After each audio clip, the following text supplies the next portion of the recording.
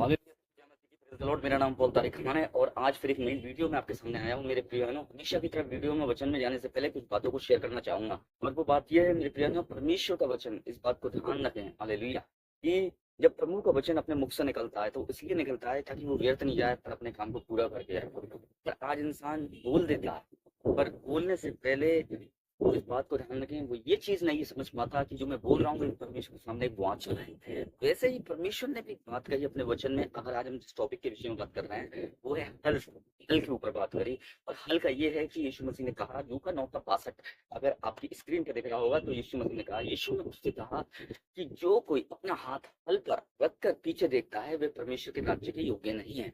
मेरे प्रिय भाई बहनों, यहाँ एक बात हमें सुनने को मिलती है कि परमेश्वर ने हमें कहा, एक कहा है कि जो अपना हाथ हल पर पीछे की तरफ देखता है वो परमेश्वर के राज्य के योग्य नहीं है। हालेलुया। हाथ तो हल पर है पर परमेश्वर पर उसका मुंह, उसका फेस किधर है, ये सबसे बड़ी एक मैटर वाली बात है। उसका ध्यान किधर है, ये एक मैटर की वाली बात है। आप प्रीचिंग में हैं, आप सेवा में हैं, आप उस संगति में हैं, बहुत अच्छी बात है। आप दुआ में हैं, आप बहुत अच्छी बात है। आप फिजिकली सारी चीजों में हैं पर स्पिरिचुअली आपका ध्यान किधर है, ये सबसे बड़ी एक मैटर करने वाली बात है।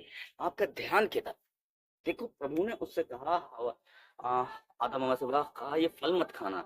और उन लोगों ने क्या गलती करी कि उन लोग ने उस फल को खा लिया। पर किस कारण खाया, क्योंकि ध्यान फल की तरफ चला गया और परमेश्वर की बातों को इग्नोर कर दिया।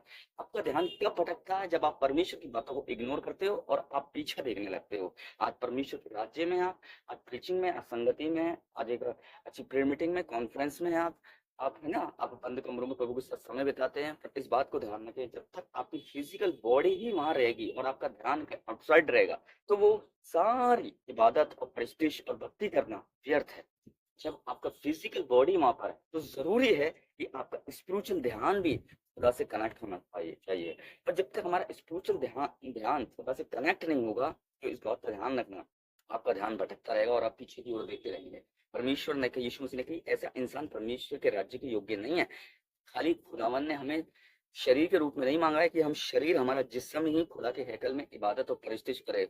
हमारे जिस्म के साथ खुदा ने हमारे ध्यान को भी मांगा है कि हमारा ध्यान भी वहीं प्रेजेंट रहे खुदा की हजूरी में और इधर उधर ना भटके। इस बात को ध्यान रखो मेरे प्रिय भाई बहनों। इसलिए ऐसा इंसान परमेश्वर के राज्य के योग्य नहीं है जिसकी फिजिकल बॉडी तो दुआ में है, प्रार्थना में है, पर उसका ध्यान स्पिरिचुअली आउटसाइड है। इस बात को ध्यान रखें। ध्यान भी वहीं होना चाहिए जहां हमारी फिजिकल बॉडी होती है। इस बात को ध्यान रखें। हालेलुया।